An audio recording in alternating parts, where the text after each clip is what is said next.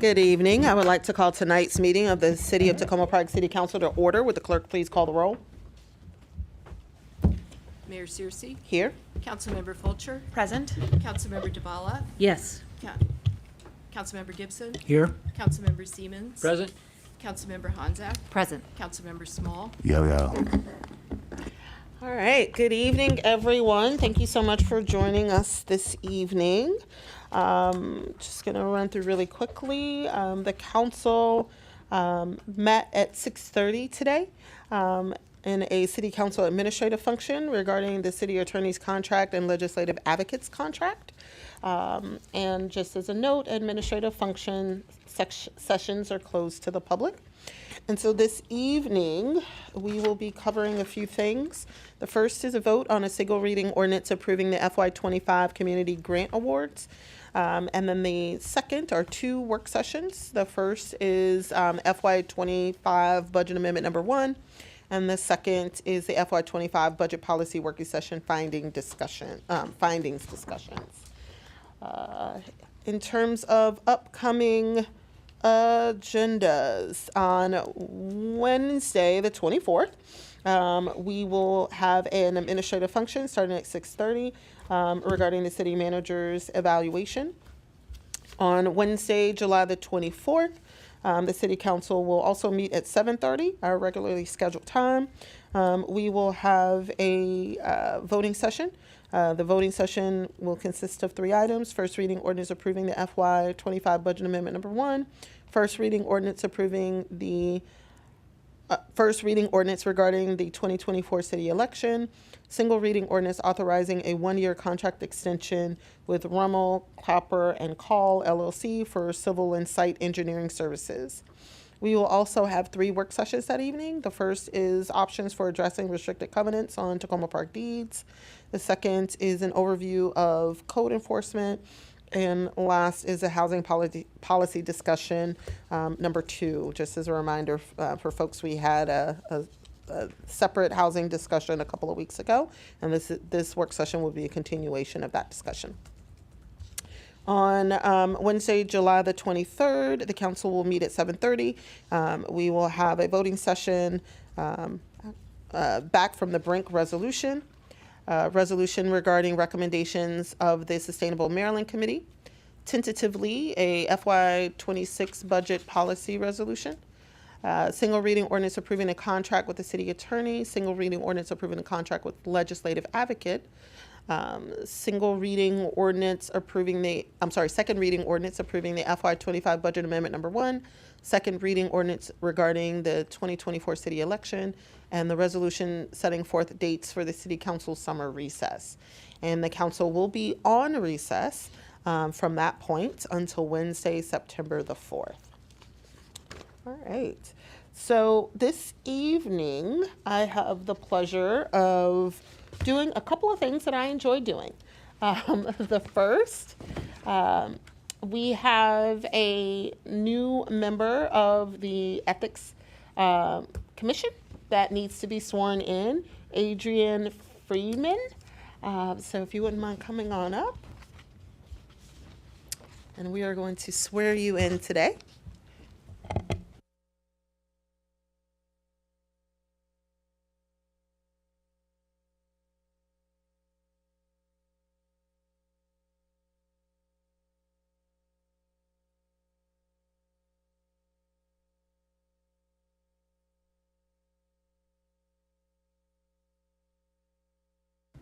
Excellent. All right, so I'm just going to ask you to hold up your right hand and just repeat after me.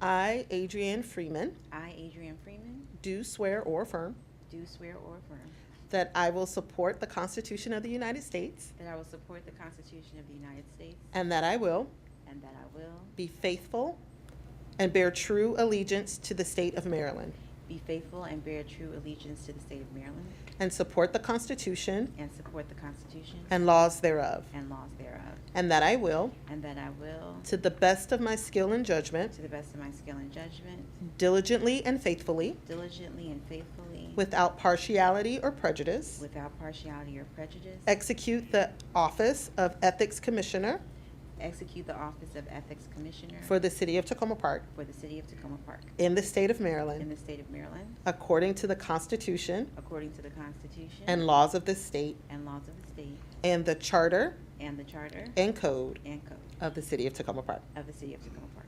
Congratulations. Thank you so much. Okay, so now we're going to get you to sign a couple things. Just going to make sure I have 2 copies.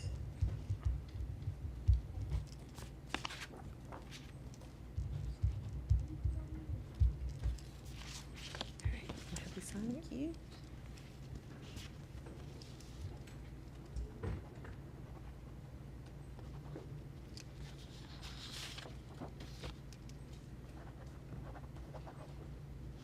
Excellent. Thank Thank you so much.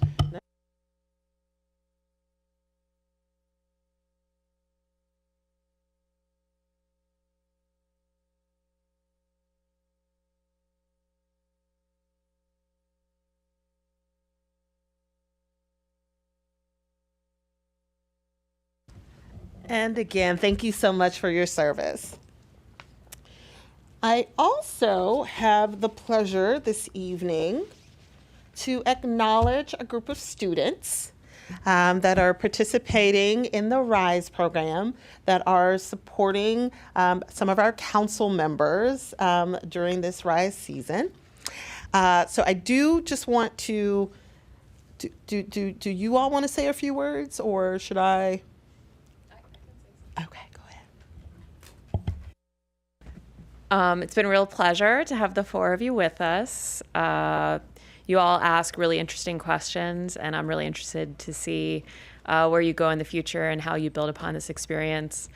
Today, they came with me to COG to watch a transportation board meeting, and a lot of people that were attending that meeting said, "Oh, like I never considered bringing any students with me to these kinds of things." And I said, "Yeah, you should do that, and you should give 16-year-olds the right to vote while you're at it." So.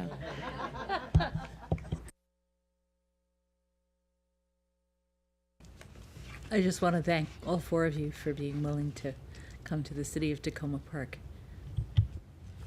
Yes, I cannot stress enough the fact that you have been so helpful. 4th of July parade in that heat, some of you all were there, helping out in the various meetings and participating and listening in. You all have been there, and we're very grateful that you've chosen to come to the city of Tacoma Park to do your internship. So now I have the pleasure of calling each of your names, and we're going to recognize you with a certificate. And don't look so scared. It's okay. And then we're going to do a group picture. And then we're going to do a group photo in honor of your service. So first we have Mahar Singh. The Tacoma Park City Council recognizes and thanks Mahar for participating in the Montgomery County Public Schools Summer RISE program with Council member Shayna Fulcher.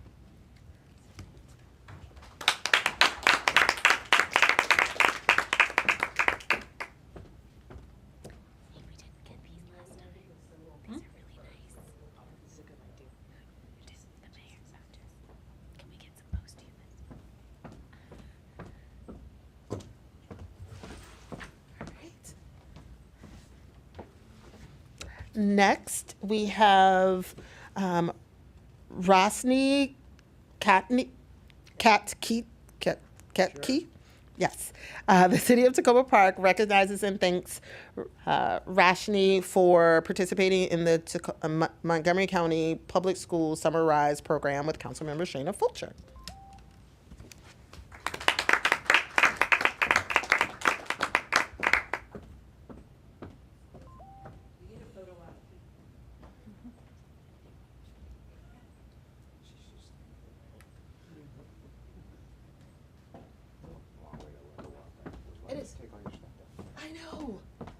just seems more official up here and people can actually see.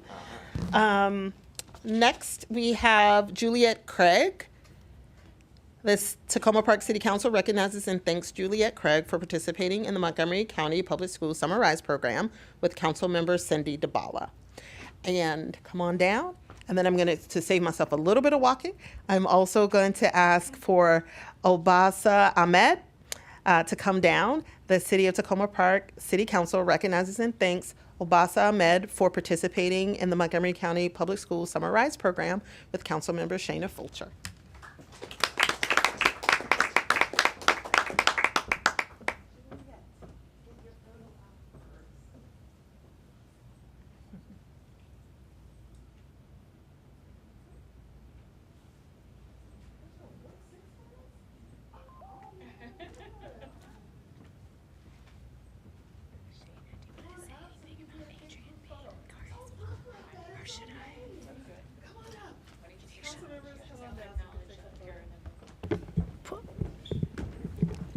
And a point of order, Mayor Searcy, too. I want to acknowledge the mother of one of our RISE students who is now on the ethics committee. Miss Adrienne Freeman. Last year, your daughter was one of our RISE students, and you should be so proud, and we're so delighted to have you now on the ethics committee.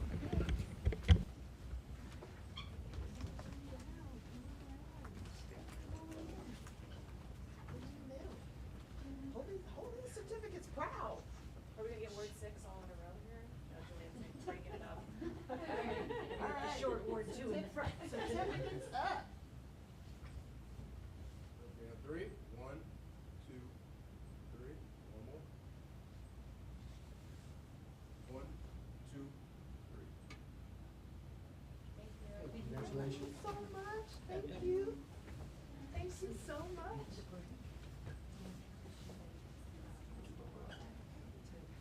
Thank you so much. You all did an amazing job.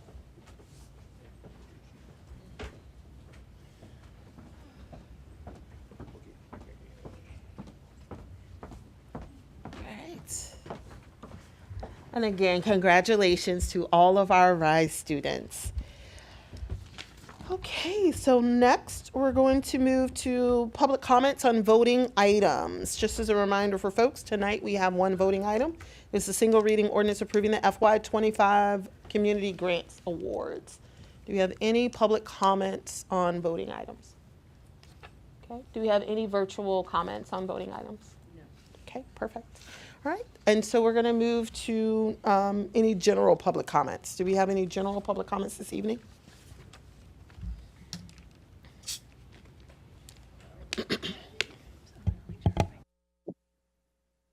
Part two, I'm asking one question here. What are you going to do to help my son? What are you going to do? I started Parents with Special Needs in 2015. I've begged and begged to turn one of the few small houses in Tacoma Park into a home for people like my son. There are people wandering. I see them wandering on my street, lost people, wandering down the street like the man who killed Trump. Except that, I don't know, I hope they don't have guns, but I see them wandering on the street. What are you going to do to help them? Can my son and people like him live in your damn new library with the fancy lights and the fancy this and the fancy that? Can he live there and his friends? You all live in a different world. I'm sorry. You all live in a different world, and I wish you'd try to understand this. I don't know what I have to do. What do I have to do to get help? What do I have to do? Beg? Go on my knees? What do I have to do? I don't know what to do.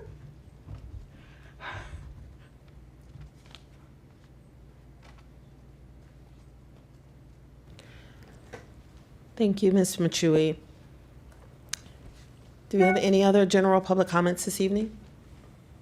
I'm here on Zoom. Is it appropriate to start? We're taking the people in the room first, but Mr. Okay. Marks, I will let you know when you're free to speak. Great, thanks. You're welcome.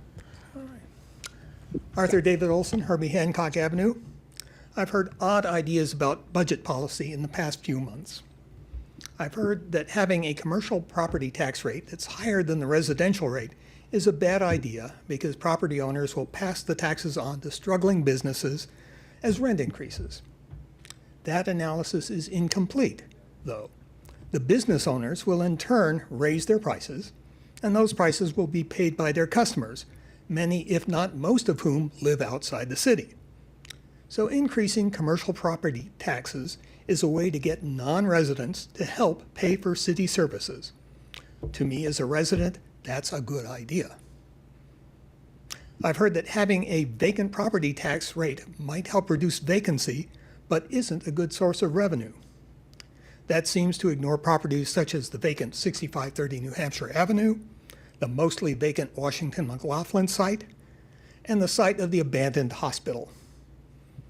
A doubled vacant property tax rate would produce about $80,000 of revenue from just the hospital site, given its $15 million assessed value. And vacant property taxes on some such sites would be paid by companies headquartered outside the city. To me as a resident, that's a good idea. And I've heard that the city's railroad and utilities tax rate is comparable to other rates in Montgomery County. Since city residents pay the highest rate in the county, comparability would mean that railroads and utilities pay the highest rate in the county. Kensington now has a $5 rate. Tacoma Park had best have a rate of at least $5.01. The higher taxes would mean slightly higher utility fees for folks throughout the region, most of whom live outside the city. So this is another way to get non-residents to help the city meet its expenses. To me as a resident, that's a good idea. I hope the council will adopt a policy that does not simply consider tax sources other than residential property taxes, but prioritizes use of other tax sources over residential property taxes. Thank you. Thank you. Okay, and we're going to move to our virtual commenters. Randall Marks, you're free to speak. Thanks. I'm Randy Marks. I've owned a house on Allegheny Avenue since 1987. I think it's my second time addressing council and obviously the first time on Zoom since I don't know the procedure. I'm here to talk about the Budget Policy Working Group findings discussion. On June 2nd, I sent all of you an email suggesting an amendment to the budget resolution you were considering later today, which I viewed as unbalanced because it didn't look at the expenditure side. I thought that was a mistake because of many of my neighbors have concerns about our tax rate and its impact on making Tacoma Park unaffordable for many of our longtime residents who live in expensive homes, leading to higher property taxes.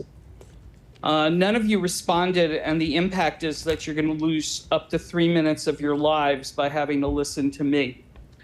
I'm not going to read the proposed amendment because I'm hoping my council member will offer it and you will second, discuss, and pass it.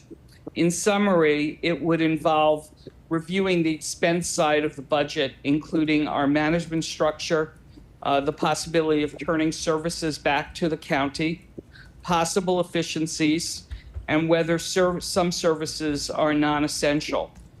And it would set up a task force of citizens and residents to assist you in this effort. This amendment would bring us two benefits.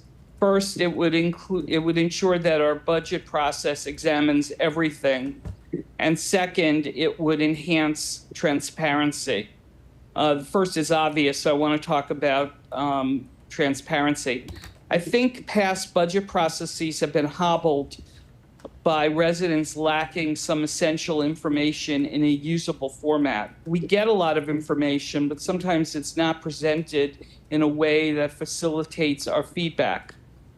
For example, I'd like to know the feasibility and budget implications of the county assuming particular city services.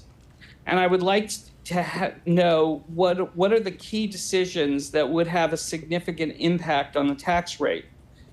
Years ago, I helped Casey Kostiak design a simple survey to capture feedback in Ward 3 on items on the reconciliation list. Having city staff create a list of key decisions early in the budget process would facilitate, with their impact on the tax rate, would facilitate council and staff receiving useful feedback. In conclusion, please have compassion for us taxpayers. And you can have the other 3 seconds back. Thank you very much. Okay, do we have any other virtual public comments? Okay, thank you all very much. All right, so with that, we're going to move on to council comments.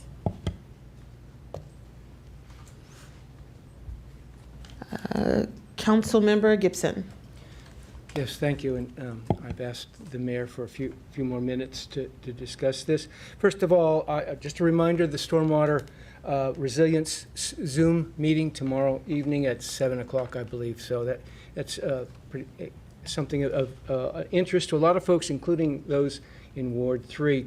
But I wanted to take a few moments to talk about our fiscal stuff. I think it's a good time for us to reflect on our fiscal situation and trends.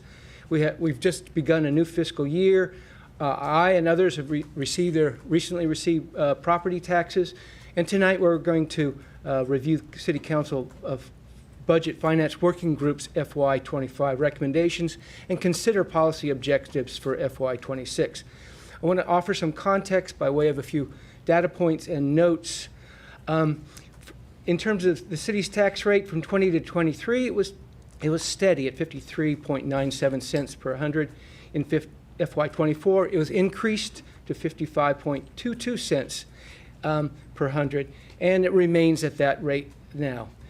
In tax trends, if we compare cost of living versus property taxes, that we see that between the years 2016 and 22, the federal COLA averaged an increase of 1.4% per year, whereas our property tax receipts were up an average of 3.4% per year. Staffing trends versus population. From FY15 to FY24, the population in the city increased 3.5%. Our staffing increased 11.7%. On a positive side, however, it has remained basically flat since then. Some major events and decisions impacted our budgets, specifically the COVID pandemic, recession, the infusion of 17 million ARPA funds, and the library project. We, as the city manager had pointed out during our budget process, we are in a current structural deficit in that FY25 general fund expenditures are budgeted to exceed revenues by 1.6 million. In the long term, the city must balance revenue and spending. The housing cost burden referenced in part by my resident constituent in Ward 3, based on analysis by staff, approximately 20% of Tacoma Park homeowners may be considered cost burdened. In February of this year, I did a budget survey in response to what the working group had researched. I piloted a Ward 3 budget survey and got 300 respondents. A few results included, to the question, to increase fiscal sustainability and balance the upcoming fiscal year budget, the city may have to consider various options for reducing expenditures or increasing revenues. If this were the case, please select which options you would prefer to see implemented. The top 4 selections were transfer selected programs and services back to Montgomery County, freeze new hiring of staff, reduce or eliminate programs, and 4, allocate additional ARPA funds to capital projects. Another question, do you have a project or idea that would help the city live within its means? 2 themes emerged.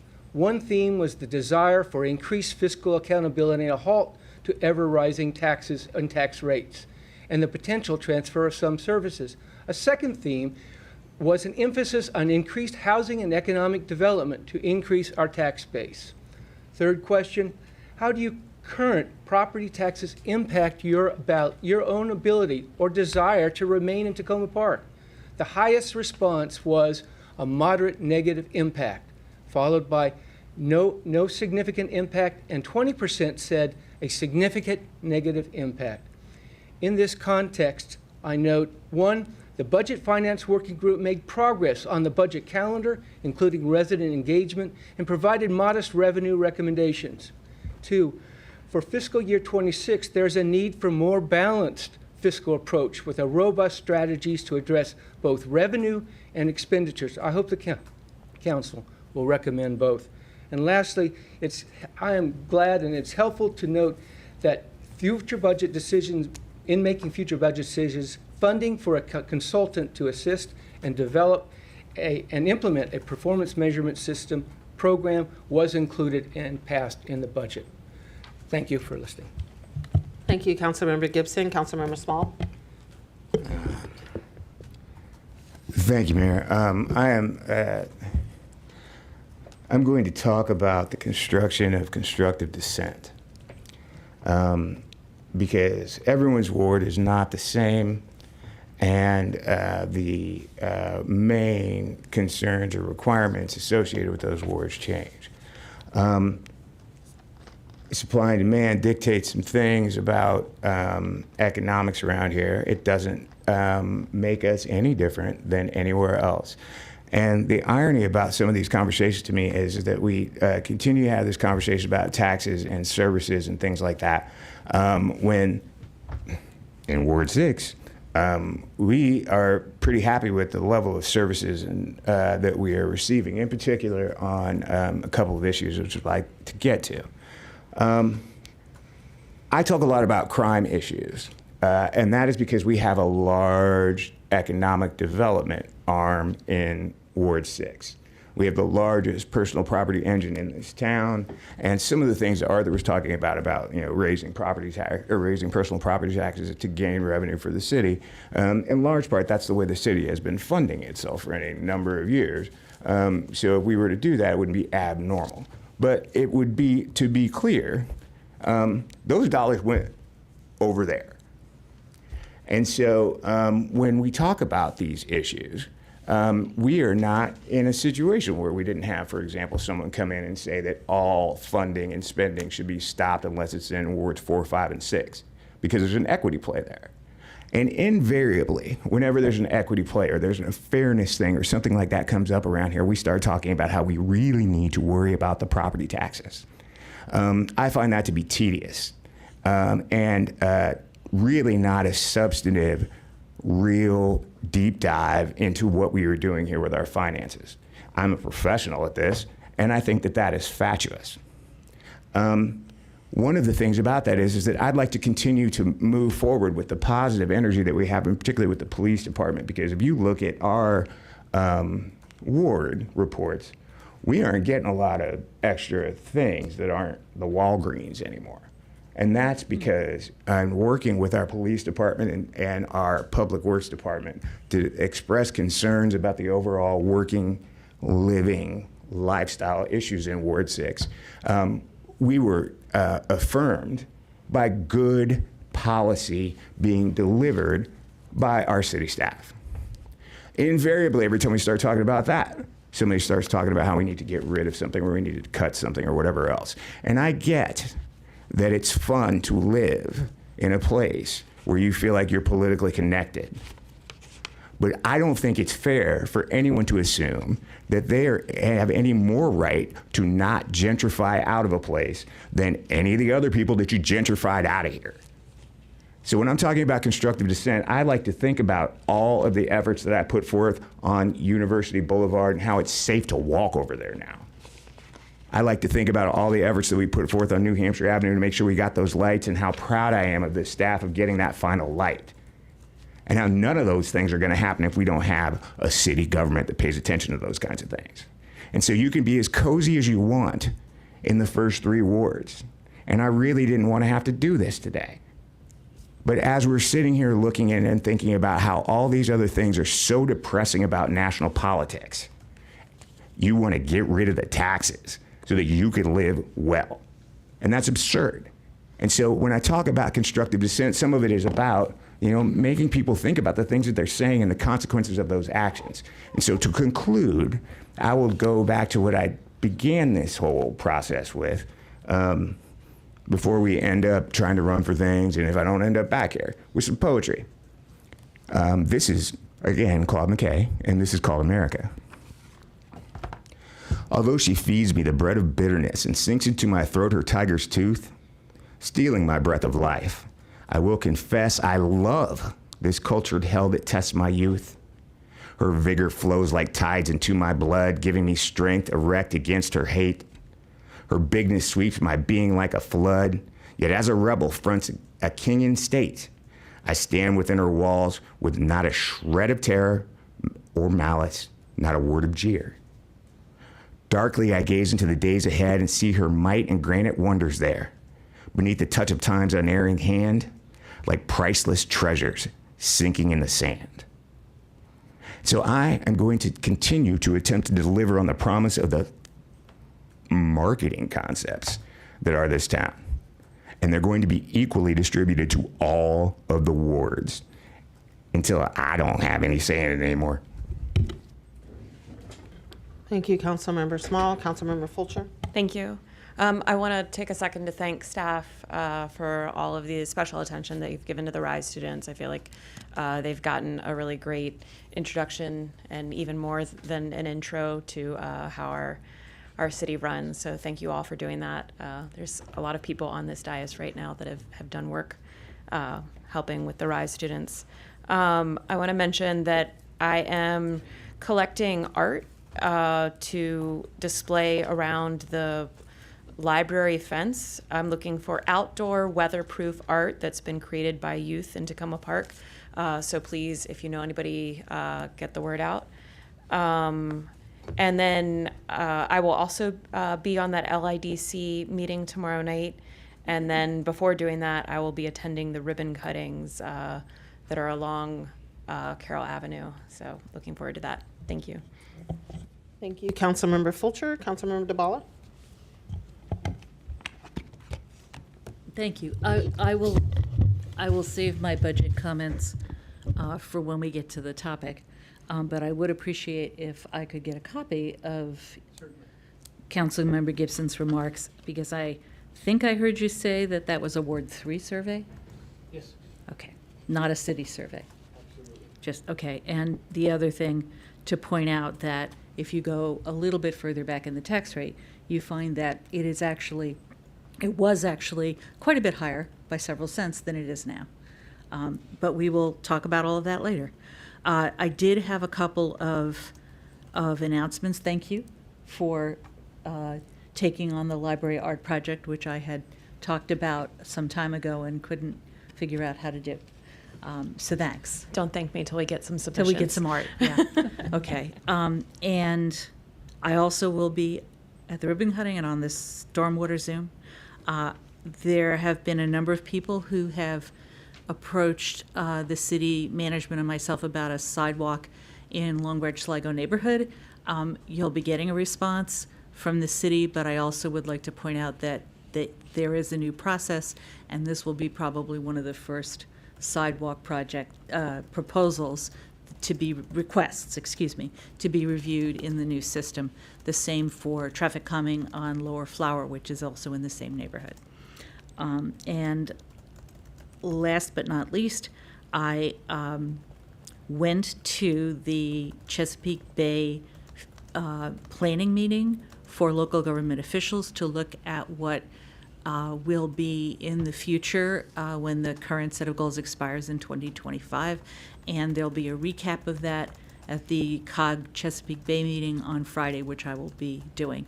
And I think I have forgotten to send it to the Public Works Director. She's looking right at me. I shared it with council, and I will double back and get the draft report to you and to any resident who wants to comment, because we are now in the Bay program, not me, is in the comment period for what the future for the Chesapeake Bay Interstate program should look like. Thank you. Thank you, Councilmember DeBala. Councilmember Honzak. Thank you, Mayor. Can you hear me okay? I just had three quick little announcements. One is I want to say thank you to those who came out to Coma Coffee last weekend to discuss priorities moving forward for the next 3 months for my final 3 months on council for now. In particular, I wanted to say thank you to the Essex House residents who came out to one of these Flower Avenue meetings for the first time, and we were able to build bridges with the Sligo Park Hills Community Association president.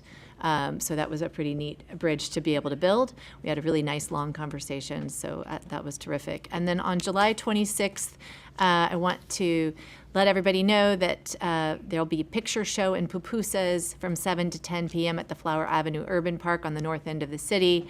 They're showing Jurassic Park from 7 to 10 p.m. And then on August 1st, also at Flower Avenue Park, there will be free live music as part of the Park Summer Concert Series. The 19th Street Band is playing from 6 to 8 p.m.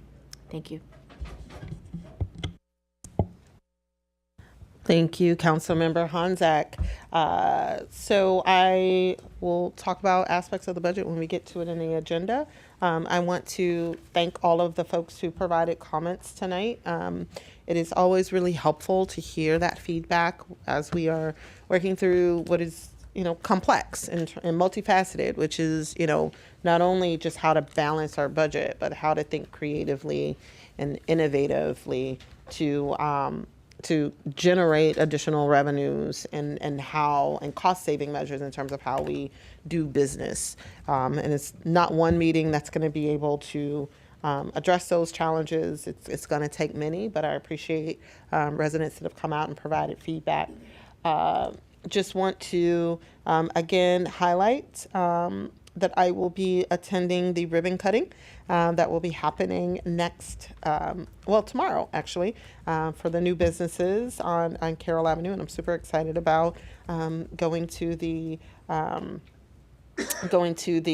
ribbon cutting. I want to thank our Board of Elections and our Ethics Commission staff, residents who participated in the webinar last night about the city election process and how to run and the things that candidates need to know. So I definitely want to thank our city clerk for all of the work that she put in, along with, because it was a great, I listened in. I wasn't able to figure out how to show my face, but I did listen in. But it was really a great wealth of information, and it was something that this council explicitly asked for to ensure that people who are running for office in the city have information about how to do so and what the rules are, and that we're providing information about being elected officials in an earlier time frame than in the past, because we want to make sure that folks are equipped to be able to run. Next thing, I will be attending the COG Leadership Retreat on Friday and Saturday. So just so that folks know, I am on the COG Executive Board. So it is usually a great opportunity to have a chance to talk to other leaders about region-wide issues. With that, I'm going to turn things over to our city manager, Mr. DeSpirito. Thank you, Madam Mayor, Council, and guests. I'd like to report from the Housing and Community Development Department. We have a new staff member on the Housing and Community Development team. Jessica Troop has joined us as the Housing Program Specialist, where she will be working on creating, monitoring, and implementing the city's resident and building programming, such as emergency rental assistance, multifamily building improvement grants, and more. Please join us in welcoming Jessica to the team. From the Police Department, we welcome our new Emergency Preparedness Manager, Mark McInerney. He will work with residents, city, county, and state departments, and the private sector to ensure Tacoma Park has the plans, resources, and procedures to prepare for and recover from disasters and emergencies. Mr. McInerney was the program manager for the DC Health's Contact Trace Force during the COVID-19 pandemic, where he led operations for over 300 investigation staff, developed performance metrics, and wrote operating protocols, outreach scripts, and vaccine enrollment policies. As a DHS contractor, Mr. McInerney provided on-site support to FEMA's National Preparedness Directorate, where he analyzed DHS training and exercise policies and curricula, and produced federal and state preparedness reports for FEMA and congressional leadership. Mr. McInerney has held several roles in correctional and pretrial case management, community organizing, and justice-focused consulting and client services. He holds a Bachelor of Arts in Criminology from Marquette University and a Master of Science in Criminal Justice from Michigan State University. From the Public Works Department, as referenced a bit earlier, the Low Impact Development Center, known as LIDC, has completed their stormwater resiliency study evaluation and recommendations. The report is posted on the city's website on the Stormwater Resiliency webpage. LIDC will present an overview of their report and recommendations on a Zoom meeting scheduled for July 18th at 7 p.m. The Zoom registration link can be accessed on the Stormwater Resiliency page. Full information about the LIDC report, including recordings of previous meetings, copies of report findings, and the Rain Plan Stormwater Runoff Calculator, all can be found on the Stormwater Resiliency webpage. Also from Public Works, the city will be hosting the fourth and final community meeting for the Stormwater Resiliency Study on Thursday, July 18th at 7 p.m. The final report is posted on the city's Stormwater Resiliency Study webpage. Folks, interested residents can register for the meeting, which will be held remotely on the webpage. And from the city manager's office, I'd just like to do a shout out. I'd like to give a special shout out to the city's Human Resources Department, particularly our two newest staff members, Monique Miller and Tyra Womack, who are providing extremely welcome support during the department's busiest season. In the transition into the new fiscal year, they are tireless in their work to provide up-to-date information and resources and to update the benefits information for staff via our open enrollment period, as well as updating payroll information for all staff as a result of the new budget and the city's collective bargaining agreements. Please join me in thanking the entire Human Resources team for all their hard work these past weeks in providing this critical function in support of the city's staff. And that concludes my report this evening. Happy to answer any questions. Thank you. Great, thank you very much. All right, so we're going to move straight into our voting session this evening. The first item is a single reading ordinance approving the FY 2025 Community Grant Awards. Would someone like to move the single reading ordinance? Thank you, Councilmember DeBala. Do I have a second? Second? Thank you. I think. Go for it. All right, Councilmember Gibson. I think I heard your second first. Are there any points of discussion for this item? Okay. And given that this is a single reading ordinance, do we need to call the roll? We should. Thank you Yes. very much. Would the clerk please call the roll? Councilmember Fulcher, Aye. Councilmember DeBala, Yes. Councilmember Gibson, Yes. Councilmember Siemens, Aye. Councilmember Honzak, Yes. Councilmember Small, Aye. Mayor Searcy. Aye. Okay, so we have gone through our voting item for this evening. The next item is a work session on budget amendment number 1. I just want to forewarn my colleagues. We've allocated a 10-minute presentation for the budget amendment number 1 and then 15-minute Q&A. All right, so with that, I would like to turn things over to our Ms. Director Chung, who will walk us through the budget amendment. Good evening, Madam Mayor and Council. I am going to give an overview of our first budget amendment of fiscal year 25. On May 15, 24, the City Council adopted the fiscal year 25 budget. due to delay in certain expenditures initially planned for fiscal year 24, a modification to 25 budget is necessary to reappropriate funds for those purposes. This budget amendment includes 4 different funds. The first one is general fund adjustment. Second one is the special revenue fund. Third one is the stormwater fund adjustment, and then followed by the American Rescue Plan Act, ARPA fund adjustment. In the general fund adjustment, reappropriation amount include $648,000 departmental operating budgets and $2.1 million capital improvement project budget. New FY25 budget expenditure increase is $19,934. That is for the capital improvement cost of the housing department, the matching grant fund from the city. The total budget adjustment in the general fund is $2.77 million.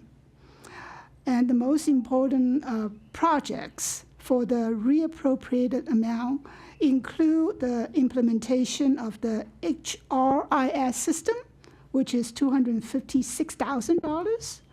The HR contract to provide classification study, that is $105,000. There is $210,000 for the fiscal year 22 police vehicle ordered but not delivered. And also $152,000 police vehicle ordered but not delivered for fiscal year 23. And for fiscal year 24, there is the amount of $249,000, again for police vehicles. And there's also the trash truck order delay in the amount of $630,000, and the library construction is $775,000.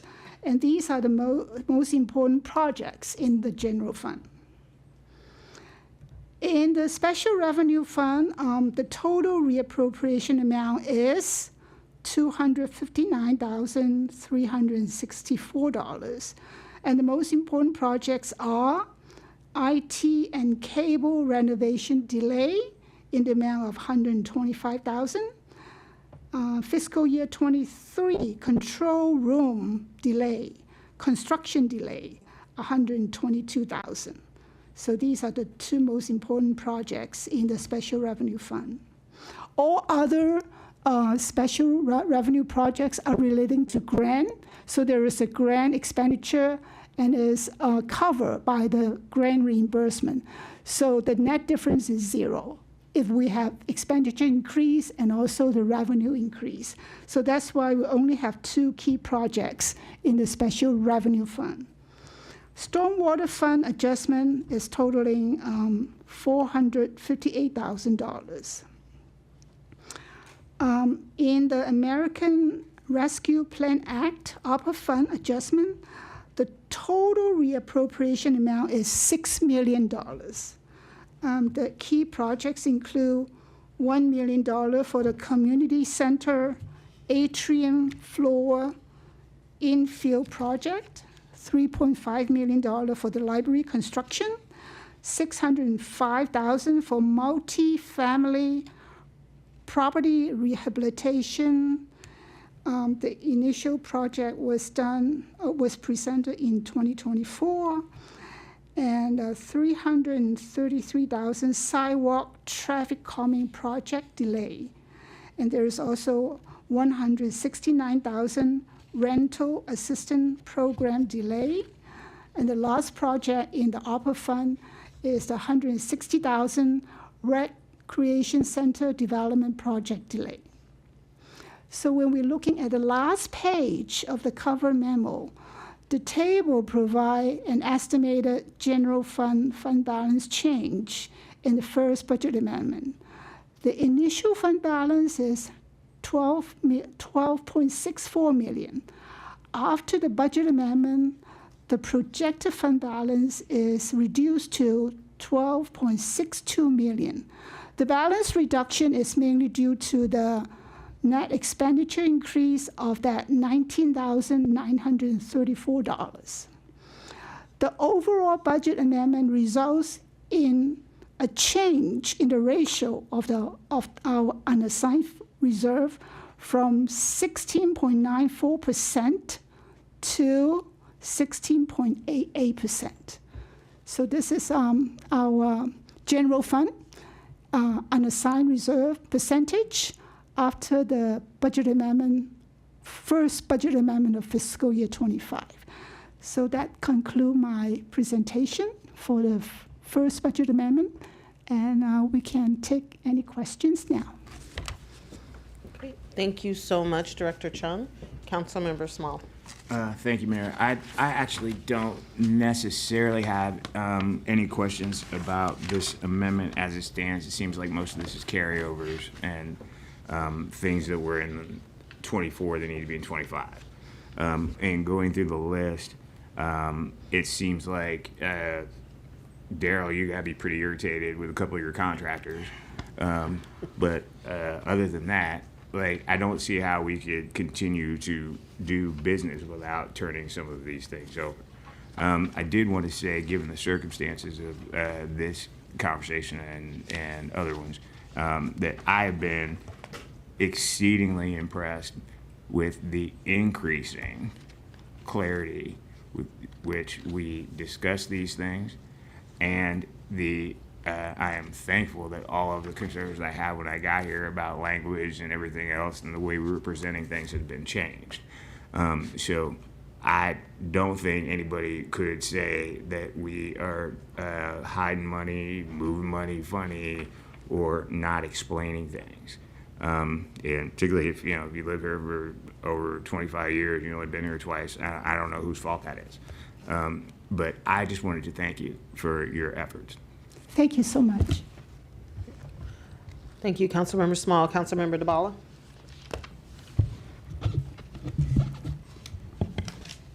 Yes, thank you. I have a few questions, and I had asked them by email earlier and gotten a response from city management, but I think they're worth bringing up in public. So the first question has to do with you mentioned the human resources monies, the two projects.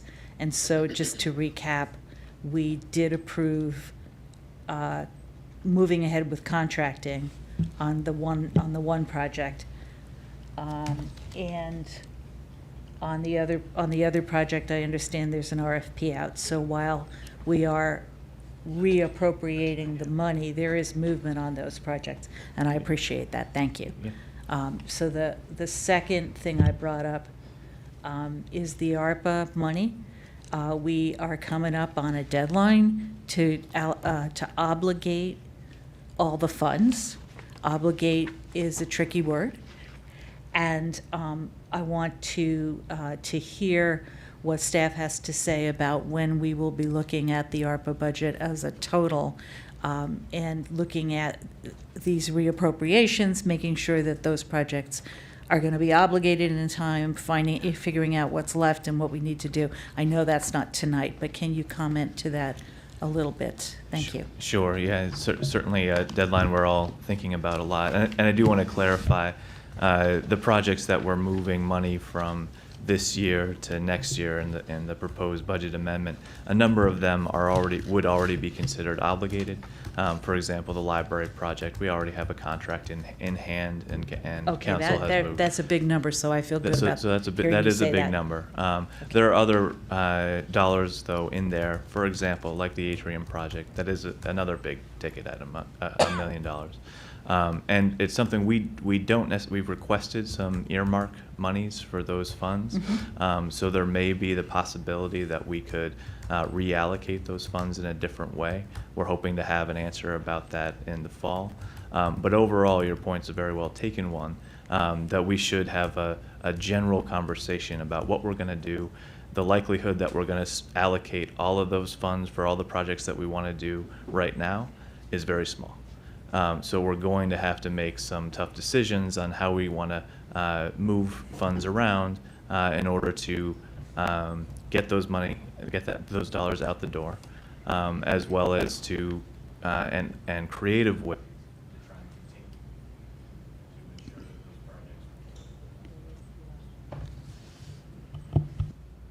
So, thank you. So, I guess my follow-up question on that is Oh, when I'm we back, we might be expecting to do that? Would that be in September, Yes. October? So September would be my recommendation. Okay, So when we get yes. back from Great. the recess. Yeah. Okay, great, thank you. My third question had to do with the different CIP construction-related items. Can we get a sense of, are they all obligated and it's just a question of the timing of the construction? I'm talking about the IT renovation, the control room, the library, well, you talked about the atrium. Can we get a sense of that? So this is not the ARPA dollars, this is the other dollars in Yeah, the so capital fund. Right. So for the moving the communication room, council did approve a contract to start that process now. Right. That's not the full amount, because we're also still waiting for a quote for what the replacement cost will be. They first need to do an inventory, and then there's going to be an actual cost for the full quote. So we're anticipating that sometime in August, with us actually doing the work in September. So that project is moving forward. The IT renovation, due to some staffing issues in DPW, that project has not advanced at this time. So those are general fund dollars that are not currently obligated in any way. And then the last one is the library project I think you mentioned, which just to remind folks, the first dollars out the door for the library project are our bond proceeds, and there are a few different reasons why. Those are the first dollars we're looking to expend. The second will be the ARPA funds. But they are already obligated. So Those that's are okay. already obligated, Right, correct. just checking. Yeah. And then my last question is for Public Works Director Braithwaite. I also noticed that there were a number of contractors that you were they had not been able to complete the work that you had planned on, and I wondered if you had any comments on the situation in terms of, were we expecting them to do too many things? Were there contract issues? Were there staffing issues? Yeah, there are two main ones, one of which was the Brashears Run project, which had the cost overrun, so that's $258,000. Right, I forgot about that. That will be allocated very quickly, now that once it's officially moved. The other is some sidewalk repair work. We had intended to do the Tacoma Branch hiker-biker trail repairs that are sorely needed, and had thought our contractor was online for June, but was not. Okay, We've been that's what applying increasing pressure to get a schedule for him in the late summer, and hope to have an update within the next week or so. Okay, thank you. Yeah, this looks good. It's a lot of pieces, but thank you. Thank you, Councilmember DeBala. Councilmember Fulcher? I have a question, Director Braithwaite, sorry. I thought that we used some CDBG money for the Brashears Run. Is that wrong? No, was it a different project yeah, for like a similar kind of CDBG, thing? we did the Domer Avenue sidewalk, and the big project is our Houston Avenue stormwater project. I think that's what I was thinking about. That contract was let in FY '24, but the actual work is going to be taking place likely in October. There's a long lead time for ordering the equipment. Okay. But we were able to invoice and get reimbursed from CDBG for the bulk of the funds. Nice. Okay, thank you. Great, thank you so much. So I am going to echo what others have said in terms of this being very clear now, even though there's a lot going on. And I always say, the first budget amendment of the fiscal year is the one, right? It's the one that you need to pay attention to. this one, it's a good thing, and I think it also adds to the complexity in terms of all of the grants and the matching that we have to budget for now. And so I see, like, I'm very happy about this, which is wonderful. But like, for example, HCD has almost 2 pages of special fund revenue items, which really are around those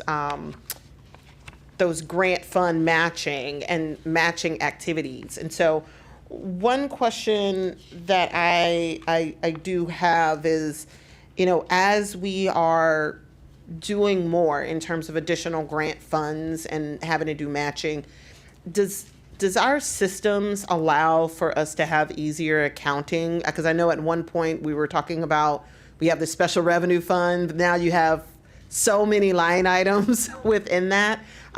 Is the system that we have in place now enable us to better keep track of all of these different grant funding streams that are coming in and how they're being matched with expenditures?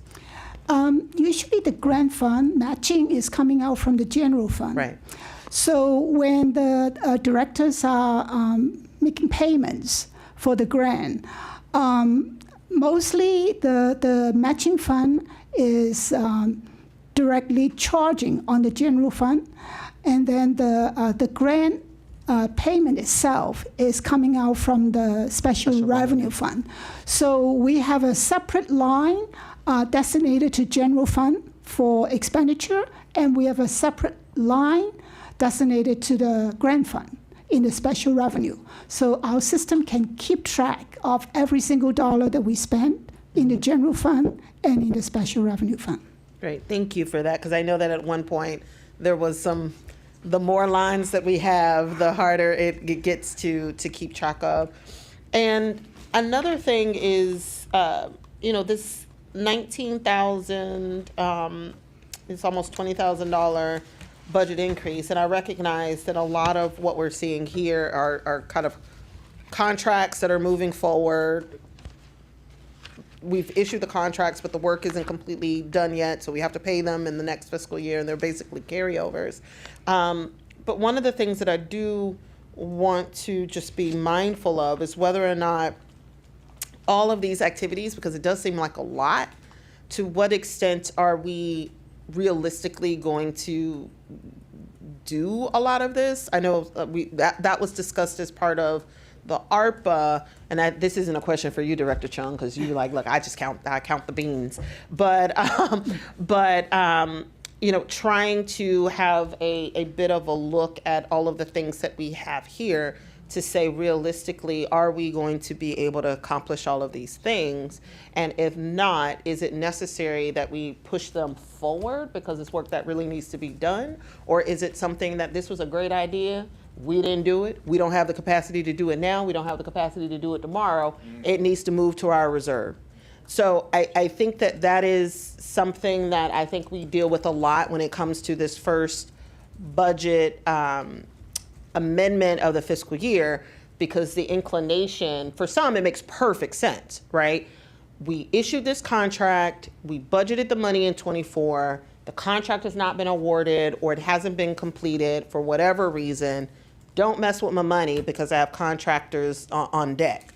But there may be other instances where we budgeted for something, we're still hoping to do it, but the capacity that we have as a city may not be there. And so instead of putting it forward as an expenditure for the 25 budget, do we want to have this moment, maybe as part of budget amendment number 2, to say, hey, we're really not going to be able to do this work. Let's go ahead and put it back towards the reserve. Mayor, if I could share just a few comments about that. I think over the last couple of years, we have been very intentional about this first budget amendment. One of the things that I would argue is a little bit different from at least some of the past practice that I've seen is that you'll notice in the notes that most of these speak specifically to a project. So my understanding and my observation of in recent history, there have been transfers of dollars without a specific project attached to it, and we've moved away from that practice intentionally for all of the reasons that you just stated. I think there are maybe 1 or 2 on here that are still dependent upon capacity. Of course, the vehicle purchases are still dependent upon the market, but for the most part, the dollars that we are reappropriating in '25, we have every intention and expectation that we'll complete at least some aspect of those projects. That's helpful to hear, because I don't like already going over budget in my first budget amendment, right? Like we're already in the hole. And if there are some things that realistically make sense for us to say, either we're not going to be able to do, or maybe it's not a big of a priority for us to go over, push the 25 budget over budget by $20,000, that's something that would be helpful for us to kind of have those conversations, and for city management to have those conversations with staff as you all are going through and really starting to flush out a number of these activities. Again, many of them are contract related, and that makes sense. But I do think that we are eventually going to hit a reckoning, particularly with aspects of the ARPA funding, which had already been discussed, where we just have to make a decision on whether or not something's going to happen. And if it's not going to happen, then figuring out what is the right way for us to reallocate those dollars. So instead of continuing to add to the expenditures, we're able to say, look, it's not happening. We can figure some things out and then figure out where we need to replenish our reserves. And just speaking to the 20,000, Director Chung, correct me if I'm wrong, I think that 20,000 is all a result of matches. Is that right? Yes, these are the matching fund according to Ira, the housing director. His note is the increased budget is due to the city matching requirement for New Avenue Section A project, New Avenue Section B project, and Maple Avenue grants. So these are the three major projects that we need to provide matching funds in order to use the grant fund. Nonetheless, Mayor, your point is well taken. Yeah, and I think, I think that kind of goes back to the first point about all this matching. And it's great that we have a lot of money, and it's great that we're getting a lot of grants. But I think we may have to start thinking more about, for future budgets, where the matches need to be, right? So it probably shouldn't show as an increase in expenditures for 25. If we knew we were going to have matches for this in 25, it in theory could have been, that match could have been covered in the 25 budget, if I'm making sense at all. Now, it makes sense if what we're talking about is, hey, there's a delay in this project or these series of projects, and therefore the match that we had allocated for 24 we couldn't expend. But I think that what we may find ourselves continuing to come up against, which is a good thing, is as we're getting these grant funds, making sure we're able to pre-anticipate the amount of matches that we're going to need in upcoming fiscal years, so that it doesn't come across as if we're adding expenditures and we don't have a corresponding revenue, if that makes sense at all. Because otherwise we're going to keep running into this where we need to have matches in a budget, an upcoming budget that we didn't account for. Makes sense. Actually, in fiscal year 24, the matching fund for the special revenue fund is taken out from the ARPA fund. So this has been changed just for fiscal year 25. Okay. Yeah. No, that's helpful. Yeah. Okay, that's really helpful. And we can do that, right? We can do matches through ARPA, right? Yes, absolutely. Yeah, Okay. we can, yeah. That makes you feel better. Yeah, and I did just want to follow up on your point. Every finance team I worked with, and Susan's no exception, when folks bring forward, the first budget amendment to bring FY24 funds into the next fiscal year, Susan will always ask the question, hey, why didn't you get this project done this year? And why shouldn't this be going into reserve, right? And having those conversations. Well, what's the plan for spending this year? You didn't do it last year. What's the plan for spending it this year? So we are very intentional about what makes it onto the final sheet that you look at. And to David's point earlier, that doesn't mean that there aren't still a couple of bundles of funds that are there. For example, the recreation facility funds that we're carrying over next year that we don't have a great plan for right now, but we intend to carry those funds over so that we can have that conversation. Right. No, thank you for that. Okay. Thank you. Councilmember Small? Yeah, I wanted to give staff who are involved in some of these numbers an opportunity to talk a little bit about it if that was the issue. Like for example, like a lot of this, IRA and the HCD staff provided an additional memo to this budget amendment discussion, and so I would just like for that department to have an opportunity, since a lot of these are carryover grants from HCD projects. We just have a discussion about like what we think optimistically is timelines and whatever else, so that people could feel better about these things. I think that would be helpful. Director Collar, do you want to share anything about your grants? And it might even be helpful if you could elaborate some on how you prep your budget for upcoming grants and try to anticipate matches. Yeah, certainly. So first of all, thank you very much, Mayor and Council. Ira Cowler, Director HCD.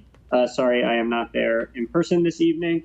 Yes, so very briefly, we are very lucky to have Patty as our grants coordinator. We expect to have a lot more grants in future years as well. So this is certainly a prescient conversation. I'll just briefly point out that one of the real challenges we have in terms of kind of grants and aligning them with fiscal year budgets is that, firstly, most of our grants, a vast majority of our grants, are not single year grants. They are multi-year spend grants, normally about a 2-year timeline for most of our grants. And they also are not awarded kind of with a July 1 start date. So what we have traditionally done is kind of make a best guess estimate kind of when we are putting together a fiscal year budget as to, how much of that grant we're going to spend in a given year. And then we'll kind of sit down at this time of year and see how close we were and see how much we need to kind of make an adjustment as we get going. We traditionally err on the side of caution so that kind of city match general fund commitment doesn't change too much.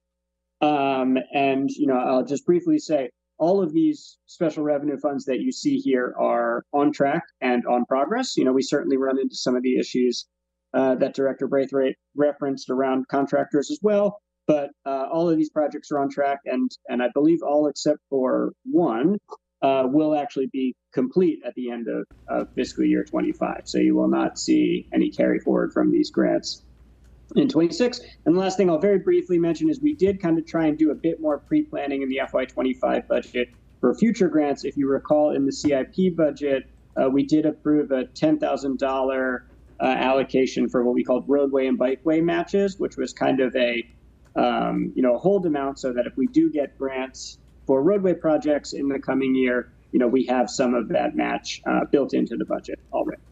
Thank you, Ira. I appreciate that. Thank you very much. And in holding true with our timelines, we have exhausted the time allocated for this discussion, and we have no more lights. So thank you all very much. Again, the first budget amendment is usually the most complex, and all of the work that you all have done has made it quite easy. So thank you so much. All right. So I'm going to do a quick check with my colleagues for a break. Okay. So we will reconvene at 9.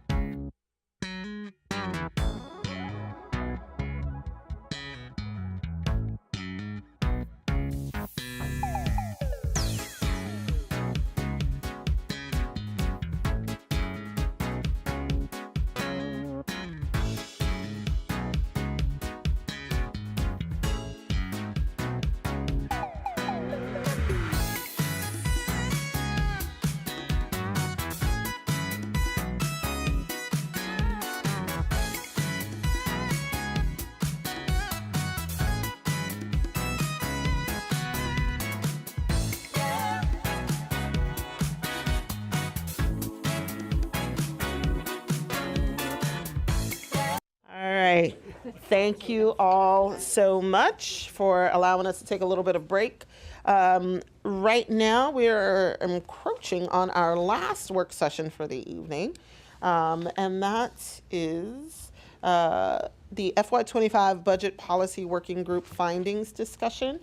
I do want to thank Councilmember Fulcher, Councilmember Gibson, and Councilmember Siemens for the work that you all did on this work group, and the hope is that we will be able to move forward in terms of discussing the recommendations that were discussed within the working group, but also as we continue to work on resolutions for the budget, that we can leverage the information that we'll discuss today to finalize our resolution. So just as a reminder for folks, bear with me as I set my timer. We are slated for a 20-minute presentation followed by a 15-minute discussion. So I'm going to try to go faster than that. We'll see. All right. Okay, so want to thank my fellow council members that helped work on the budget group with me. So far to date, we now have an expanded budget calendar that lets us get into the conversation earlier rather than waiting till March or April. Last night was the first candidate orientation to let candidates know what they're getting into when they get into council as far as what our budget is like. We had a resolution, and this is just in case anybody wants to go back, that talked about our budget priorities. That was December 11th of 2023. And also this year in the fiscal year 2025 budget, there was a performance measure line item in order for us to get a consultant in to help us with some of those. Just so that you understand, if you look at the resolution that we passed, and I'm sorry, I don't have the actual resolution in front of me. If you look at the that tasked the working group, the first part of that part of that was given to Councilmember Siemens. The second part of that was given to myself, and then the third part of that was given to Councilmember Gibson.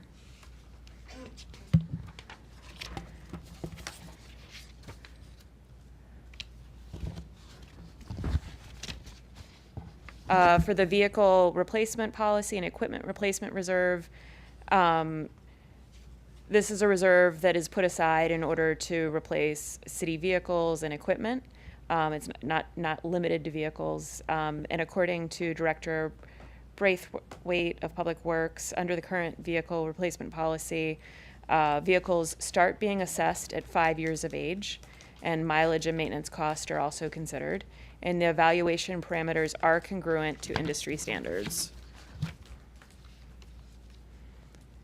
Out of the working group recommendations, and I just want to pause here, and these are working group recommendations, and so that they were agreed upon with 3 people, and so they are not necessarily the recommendations that the council will decide are the recommendations that we want to put forward as a council. And so we're reviewing this really quickly to give you an idea of what sort of conclusions the working group came to, so that we can have a discussion and decide what are the priorities for us to put forward to give the city manager's office direction. So for the city... But these are 3. These are 3 council members, yeah. City manager to continue to regularly review the vehicle replacement policy and ensure appropriate adjustments to its objective criteria. In the future, lifespan of vehicles may change with electrification. Consider evaluating cost of vehicle maintenance earlier than the 5-year mark. And then in order for us to move forward electrification, it's likely that we're not putting enough money into into that ERR, as we've seen when we went to buy a street sweeper and it was double the cost, as we saw with the garbage trucks being double the cost. And as we all know, if any of you have looked into buying your own personal EV, it's going to be the same thing for regular cars. So the road maintenance policy, for some background, currently the city resurfaces streets over a 20-year cycles, allocating $500,000 a year to this expenditure, and that was established in 2004, and we have not increased that amount since then. So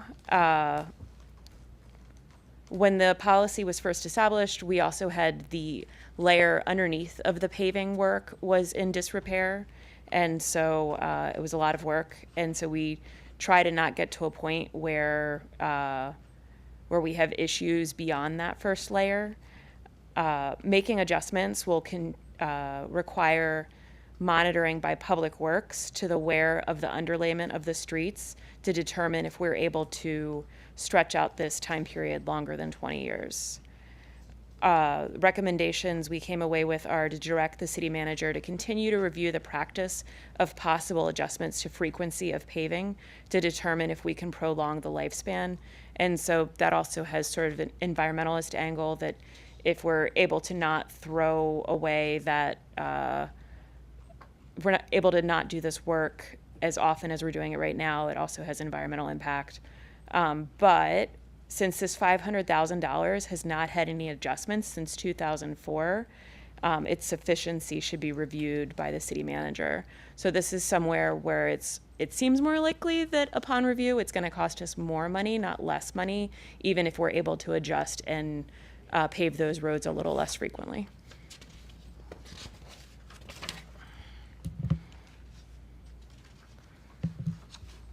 For stormwater fees,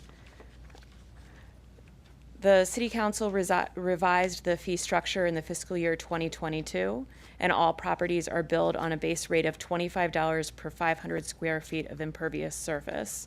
The projected fiscal year 25 revenues are $775,000. Recommendations. At the conclusion of the working group's assignment, neither city staff nor council had a chance to review LIDC's report. So since us getting together, now LIDC has come back to us with their report.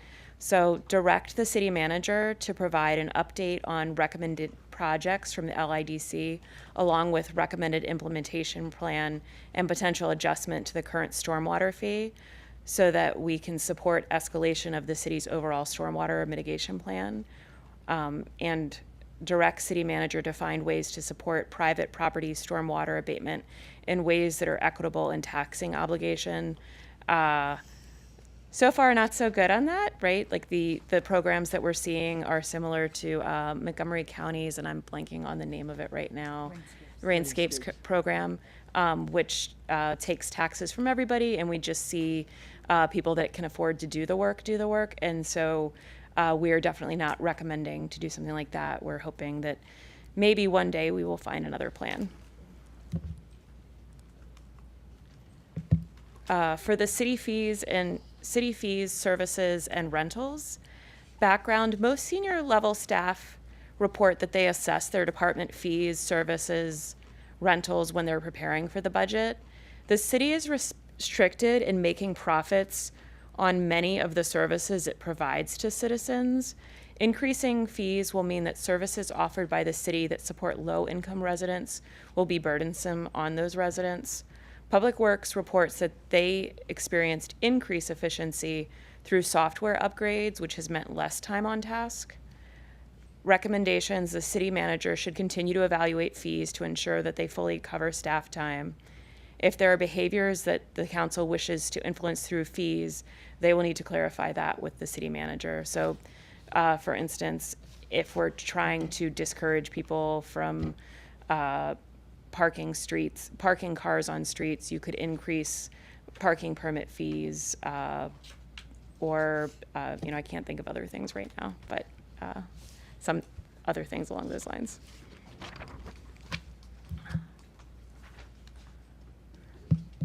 Railroad and utility tax increases.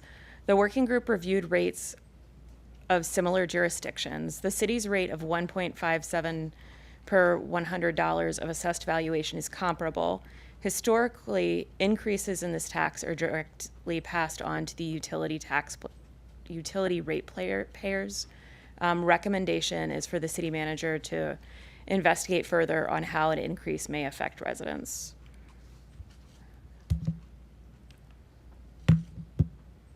For commercial property, non-inventory, and inventory tax, some background: in April of 2018, the City Council opted to repeal the city's inventory tax. That tax was removed in order to be in line with other jurisdictions surrounding the city. When the inventory tax was repealed, it was with the intent to determine alternate revenue sources. Non-inventory tax can be complicated and to predict on the city's end, and creates more work on commercial end, and affects certain types of businesses more than others. Since the pandemic, businesses have had an added unpredicted financial strain. Most businesses perceive themselves currently in a recovery phase. Depending on the business association, some areas still have high levels of vacancy.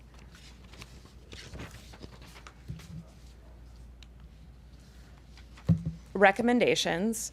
The goal of the committee with regard to a higher commercial property or non-inventory tax is to generate revenue for the city from the commercial district. Understanding that currently businesses may not be stable enough to endure an additional tax, we would like to understand what indicators the city manager will look for to signal that our commercial properties are flourishing and can withstand shouldering a tax increase. As economic conditions continue to change, the working group suggests council receive yearly updates on vacancy rates and comparisons of taxes with other businesses and other business associations similar to Tacoma Park. For vacant property tax, the registration for a vacant property is currently $200 annually. There are approximately 14 vacant properties within Tacoma Park. Findings: vacant property tax is not going to be a significant source of revenue for the city. Staff assess owners of the vacant properties are often financially restricted to rehabilitate their properties. What next? The city manager will need more guidance from council on what outcome is sought. This would be a policy decision about what we want to do about vacant properties, not a financial decision about generating revenue.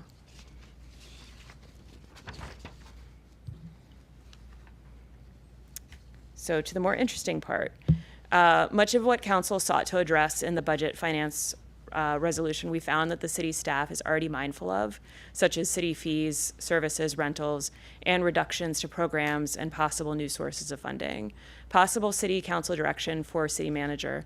And so I'm not necessarily recommending that we're going to do all of these things because we already ask a lot of staff and to get all of this done and to keep us on track for this budget calendar that we've already laid out is going to be difficult.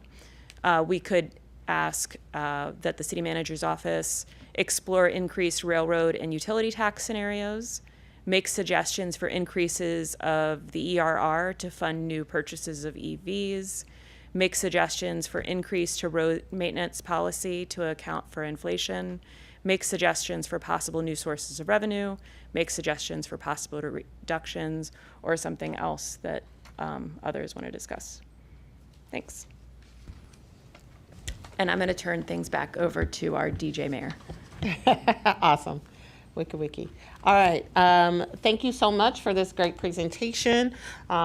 We have about 22 minutes for discussion. And I see Councilmember Small's light.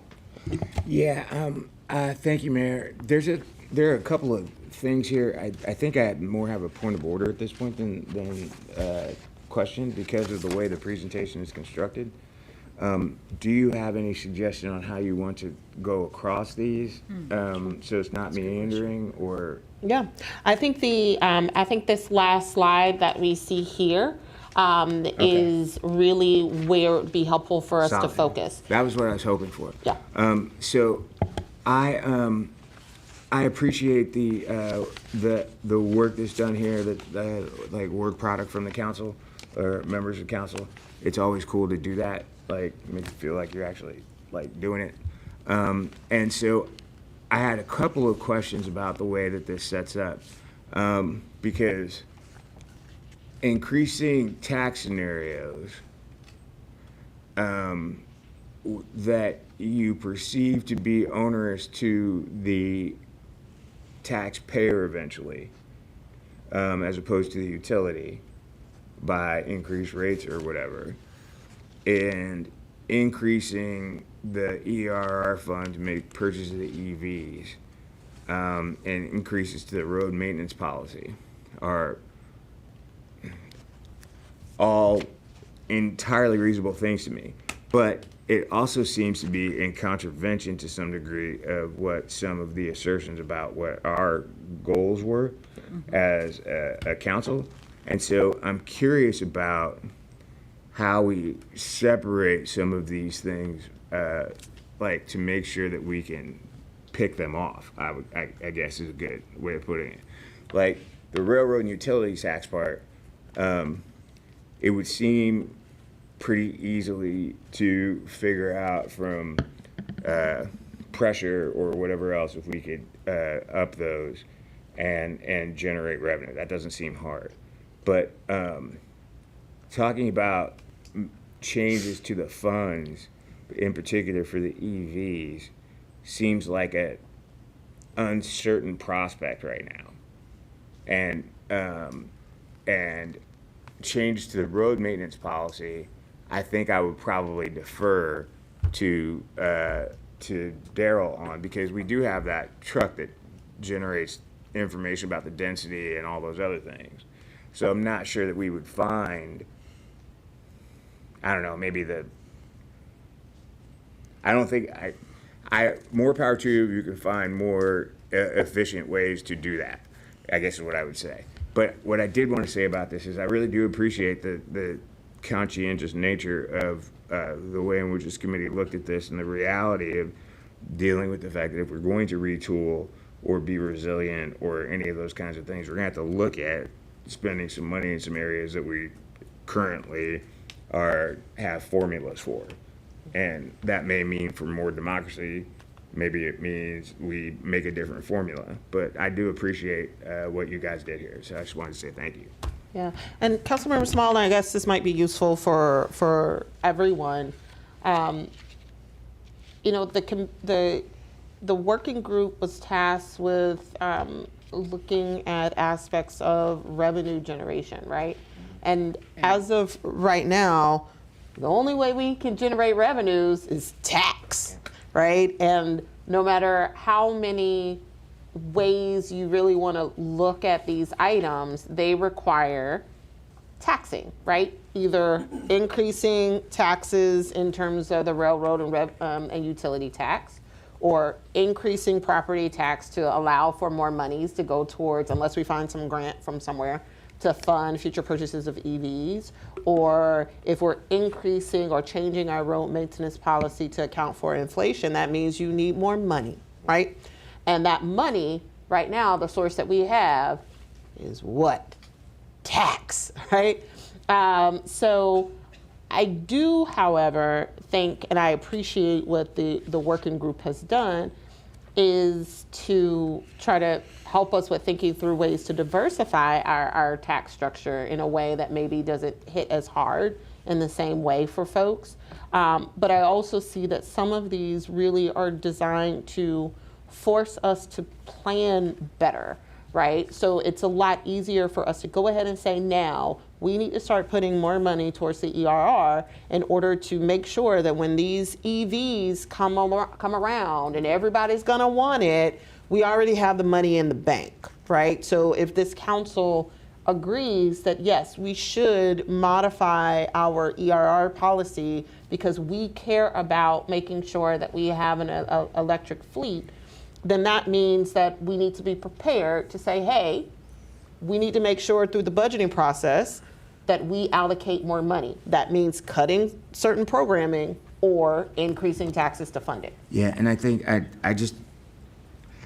I think that, first of all, thank you for the overview explanation, because I do think that centers a little bit what I was trying to say, and that is that, like, some of these things I do feel like are in the retooling bucket as opposed to the increasing tax burden bucket. And maybe now that we are thinking in those kinds of terms, and we have a senior staff that has been in a couple or 3 or 4 different places, maybe the long-term goal of that staff is to reconstruct the manner in which we do some of these things. But I did want to say that that I appreciate the gravity with which this presentation is being made, because, like, realistically, like, unless we get a 80-foot, ideally, building, not a 160-foot building, and we get like 15 of them, and then freak out everybody else about how there's too many people here or whatever else, we're not going to get a bunch of tax revenue out of nowhere. And since we can't do any sports tourism yet because we don't have a new rec center, like, we can't do that either. So I just wanted to say, in the context of that, and not take up any more of this time, that I appreciate the fact that, like, this is not an easy thing to do, and particularly not necessarily an easy thing for Randy to do, because he's trying to make the taxes go down. And so, like, this is all about taxes having to go up. So, well, to some degree. Some degree. Yeah. So, I mean, that's a tough burden tough pill to swallow, or whatever else, because we're trying to do government. We're trying to make sure the government doesn't fall apart. We're not, like, lights on, trains running. Yeah. Thank you, That's Councilmember Small. Councilmember Gibson?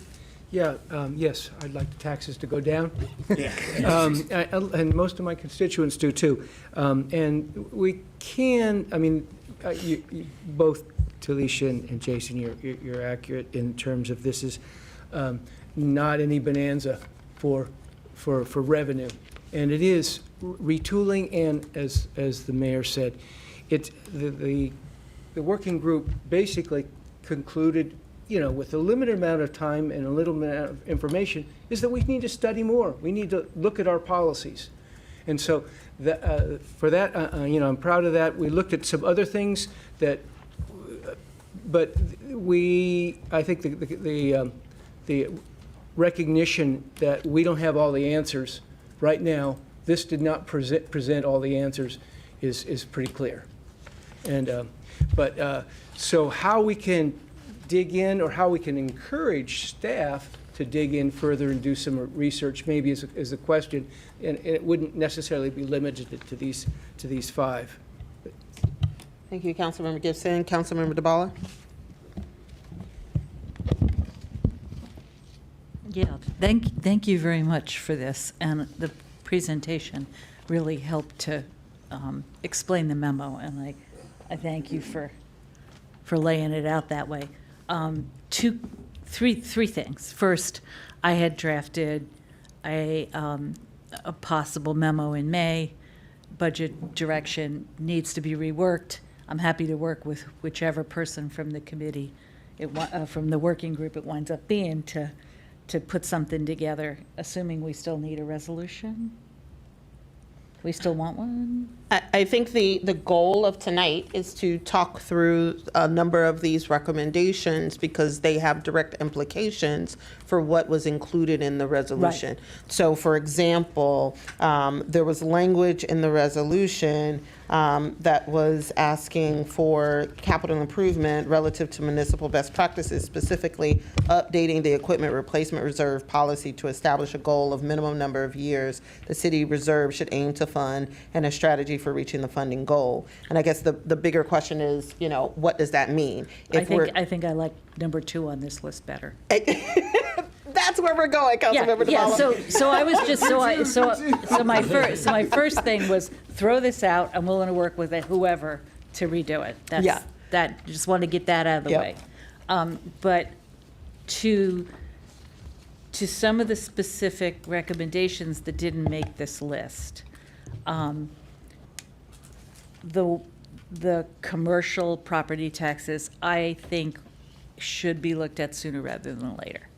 I don't, personally, I would be stronger than you all were in your recommendation on that. So that's my first thing. On stormwater fees, on your recommendation, I liked the first bullet, having myself personally done a great deal of work over the years on looking for ways to support private property stormwater abatement. I'm prepared to drop that one because I don't think that it's out there. We can talk more about it, but that's my reaction. But I would like to have staff look at the LIDC recommendations, which are going to have cost implications, and see what that, we don't have to do it, but I want to see what it looks like for possible future fee increases. So that's my second point. Councilmember DeBala, Yeah. picking up where you just left off. So before, the concern was about, in terms of the stormwater fee, making sure that there's staff capacity or resources to assist the city in its expansion of flood management efforts. What we're talking about now in terms of LIDC implementation is far more specific than that. So It defines flood management efforts as the LIDC work, which I think is what was meant in the first place, so I'm fine with that. Okay. Thank you. So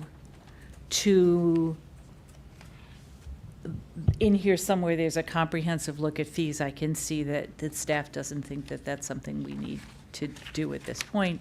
I'm okay to let that one go. To the point about vacant properties, And then I have one more point after that. To the point of vacant properties, there's property taxes for vacant properties, and there's fees for vacant properties. And then the third piece, which doesn't seem to be here at all, is how does this apply to vacant commercial properties? We had a comment earlier tonight. Do we even have the authority to deal with that? We don't have the authority to deal with property tax increases for vacant properties because the vacant property is defined by the state as an unimproved, what we would call an unimproved plot of land.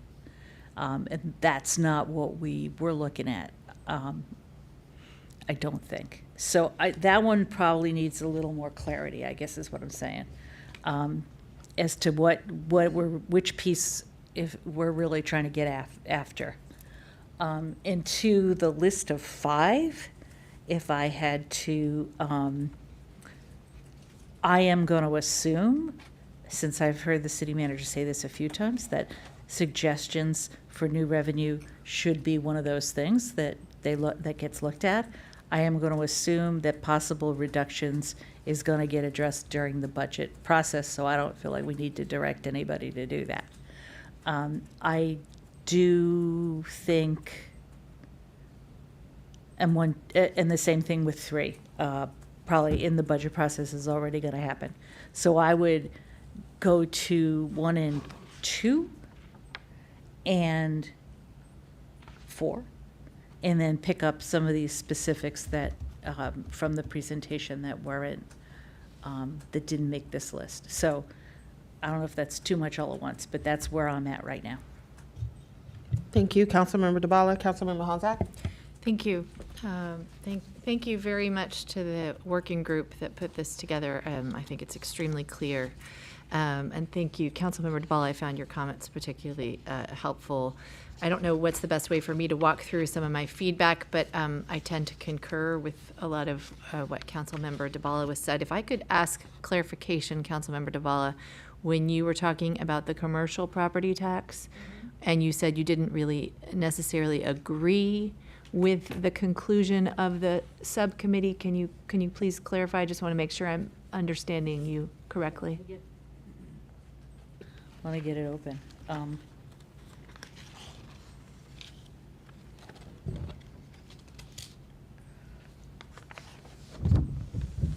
So, looking at indicators of local commercial property health, that makes some sense, and I think that the 2 business associations would probably be readily able to suggest what those ought to be.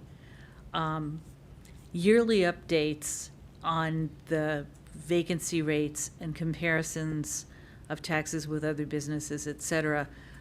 Instead, I would prefer that we look at what a commercial property tax rate might, let me rephrase that. I would prefer that we work with the 2 business associations to lay out how we would approach talking about how we would approach a possible commercial tax rate. I would go straight to, let's start talking about a commercial property tax, figure out who we need to talk to, how we need to do it. I'd like to move on that sooner rather than later, and I would not want to receive a couple of years of updates before we get to that point. So, does that help?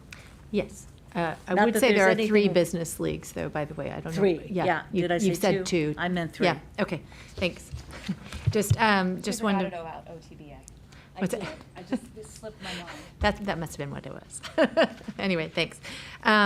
Okay, so I took particularly interest in the slide on vacant property tax. I would like to hear a little bit more from our city staff about this question of what else we might be able to do to prompt some development. I think particularly in Ward 5, we have a commercial property that is not being developed, and it feels to me like we just have very little control, and I would love to know what else we can do to stimulate that kind of movement. It is a real situation. Are you in vacant property taxes? Yes. Thank you. Sorry, I thought I said that. I haven't yet heard of any specific ideas. This is a perfect example, though, of a property that's been like this for quite some time. And if we were to take away capital, let's say from the builder, it may have actually a negative consequence in terms of us trying to get something to happen. Then again, I'd like to know what other levers we've got, because we don't have anything else. So that doesn't necessarily get us anywhere near revenue. But I guess, and then the other thing that I took particular interest in on your slides, I would say I generally concur with most of the conclusions that the subcommittee has come up with. On number 4, I don't know if you didn't have space to include some of the suggestions for possible new sources of revenue, but I'd love to hear some of the ideas that were tossed around by your committee. And I'll just throw some out that come to mind when I think about them. We know that, and I don't know how I feel about this, but we know that we would get 50% sales tax if there were some places selling marijuana products. And I don't think we've got any of those sites yet in the city. That was one of the big perks, as I understood. Not registered ones. What's that? Not registered ones, right? I've also, myself, I've considered some, wilder ideas, which obviously we're not going to tackle right now, but I mean, I would just love to hear some of the things, that we could be a democracy hub, a sustainability hub, a sports destination, a special tax district might be interesting as well. As I imagine the Purple Line stations coming in and out of the city, I'd really like the city to have a very solid vision of how we operate in about 5 to 7 years from now, and what we're trying to move towards within the next 15 years.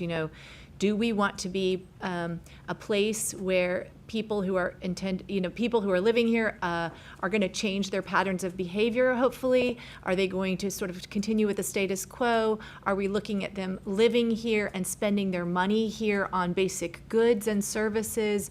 How are we imagining that 15-year timeline in terms of our economics, and what does that mean for what we ought to be specifically imagining as our future revenue sources within the next 10 to 15 years? I think it matters a lot, and it will have a tremendous impact on the equity consequences of the Purple Line and sort of how we distribute that wealth and how we make it go.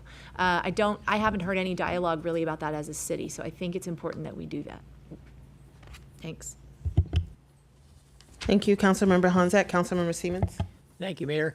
As a member of the work group, I would like to again thank the staff, and specifically like to thank Director Braithwaite for her support of the work that we did with this working group, and also for you're not acting anymore. Yeah, you were at the time. But Deputy City Manager Bullock, for the time and effort that he put into the work that we were doing. He was always, filling our requests for information, and very helpful. One of the things that, again, it was mentioned earlier, but I want to again reiterate how impressed I was, at least, with the mindfulness of the city staff on each of these topics, that there weren't any really glowing opportunities for making changes that were going to increase revenues. It seemed like all these things were well thought out and in place, and we were really left with trying to look for minor things changes that could be made to maybe increase revenues. And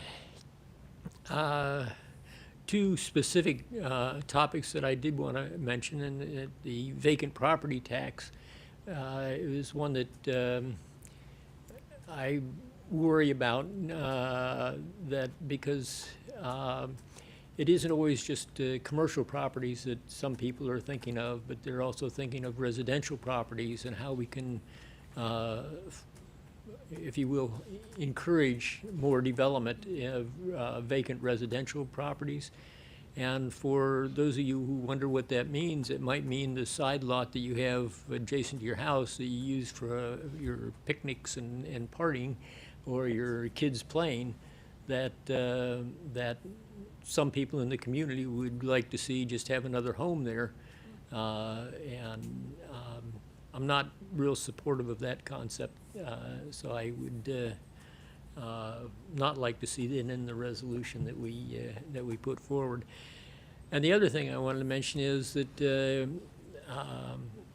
I came away from this thinking that where we ought to be putting in a lot of our time and effort going forward has really nothing to do with the work of this working group, and I think the greater benefit for everyone in the city would be a stronger concentration on economic development. That rather than worrying about how we can squeeze more blood from the turnip, see if we can't get some more turnips. So we're out of time on this discussion, but I do want to take license to give myself an opportunity to speak. There's one, I want to thank you all for putting this presentation together. I think it's extremely, extremely helpful. I do have one question around the road maintenance policy. And I know that one of the questions that came up was around maintenance policy to account for inflation. And also, I don't know if we're also talking about the frequency of when resurfacing is done. So looking at that policy more comprehensively. I'm assuming that that's what we're talking about, but I just want to. It's both. Both, okay. And then the other piece, I kind of want to also talk about vacant property. And, I think that the working group is right in that when you're talking about vacant properties, not necessarily vacant lots, but vacant properties, it is more to it than just revenue. It is how can we make sure that we're not incentivizing blight in our community, where you have homes that are not being properly maintained, people are not living in them, grass is overgrown, windows are busted out, squirrels are making it a hotel. So I think that if we as a council feel like that is something that is important that we want to make sure that we're able to address, then that is a point of looking at vacant property tax strictly for the purpose of trying to make sure that we're addressing the needs of and ensuring that we're maintaining the health of the properties in our community. I know that Councilmember Honzak and Councilmember Siemens has brought up what I want to highlight, which is development is the way to increase our tax base so that we're able to make sure that we're able to pay for the things that we need. It is, for me, I do not agree with increasing the commercial tax rate. I think that it is extremely important that we are not disincentivizing development in segments of our community that needs it. I think, Ward 6, for example, the Tacoma Langley Crossroads, we've said time after time after time, that is our largest revenue generating commercial district. People may not realize when we're talking about passing down the cost of an increased tax rate is that the people who patron the businesses in the Crossroads area are typically low to moderate income Hispanic individuals who don't live in the city, right? They live across the street in Prince George's County. Those services. Right? They live across the street in Prince George's County. So I think that it is really important for us when we are talking about what it is that we're trying to do when we're talking about commercial tax rate. It goes to this bigger issue of what does development look like in the city? What are we trying to incentivize? What is it that we're striving to achieve? And who are we striving to serve? And so I do think that it is critically important that when we're having conversations about commercial properties, that we take into consideration how we want to deal with development in the city. And so I think that that's a really, really, really important thing that we need to address as a council in terms of the vision of what we want our city in terms of its development to look like, and how are we putting forth the efforts and the monies and the resources to push those things forward. So with that, we are over time. Just want to make sure, Councilmember Gibson, did you have any quick 2 minutes? 2 minutes. You got 2 minutes. Less than 2 minutes. I just want to suggest that with any resolution that I think Cindy said she would work on, I do think that there is room and there's need to put something that has to do with the expenditure side of our fiscal situation. It was a part of our original mandate to look at best practices on both the revenue as well as the expenditure side, and so that I am more than willing to work with Cindy and others to come up with some language. I had a placeholder, which I'll just read as kind of the direction here, that the city council, I guess I need to make a point that I've recognized that a lot of the work here is being done in the staff, by staff, to look at expenses, and I want to celebrate that, and I want to support that. So I think the City Council strongly supports the staff's continuing efforts to review expenditures to contain or reduce costs through organizational review, data analysis, and research. Something along the line is that what I would like to propose, and maybe with a little bit more teeth in it in terms of beyond that. But I strongly think that we have to have a balanced approach to our budget fiscal situation. Great. Thank you so much, Councilmember Gibson. You did. You stayed into 2 minutes. All right. Well, I think that is all we have this evening. Thank you all so much. In terms of next steps, we are on the agenda for this resolution. I've been taking quite copious notes in terms of what I've heard from folks.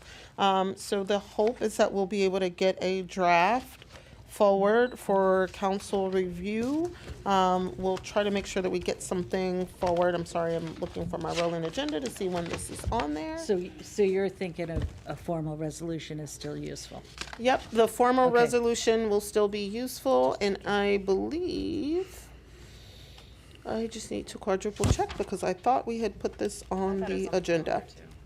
Yeah, I thought I saw it, but I don't remember when. Okay, so I will, 2 weeks from now. thank you. Okay. It skips a week. That, I was very purposeful in trying to make sure that we did that. Okay. Thank you. So who's the we? So all right, so I've been taking notes. I can share the notes from tonight, and I've shared the notes from tonight, and we'll forward the draft resolution to Councilmember Fulcher, who's been working on this presentation. All right. All right. That is it for this evening. All right. Any other comments or points? All right. Excellent. Thank you all so much.